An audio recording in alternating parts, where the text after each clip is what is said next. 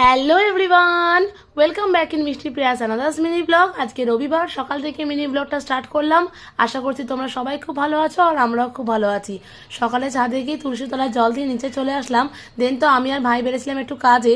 তারপরে তো বাড়ি এসে আমরা সবাই এখানে বসে দিচ্ছিলাম আড্ডা।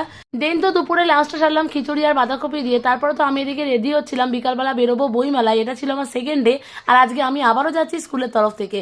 দেন তো ভাই আমাকে ড্রপ করে দিয়ে আসলো বইমেলার সামনে।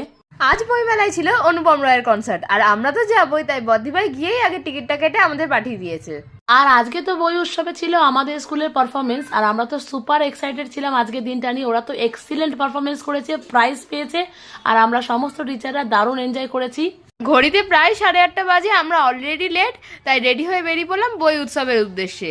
গিয়ে তো আমি বদ্দিভাইকে খুঁজে পাইনি, ও ছিল স্কুলের স্টলে। দেন তো ওকে ফোন করে ডেকে নিলাম। এদিকে তো অনুপম রায়ের কনসার্ট স্টার্ট হয়ে গেছিল, আর তারই মাঝখানে আমরা দেখলাম দুটো সুন্দর প্ল্যাকার্ড। আজকের সন্ধ্যাটা সুপার এনজয় করে কাটালাম। দেন তো কনসার্ট শেষে বাড়ি ফিরে আসলাম। That's it for today. Thanks for watching, by.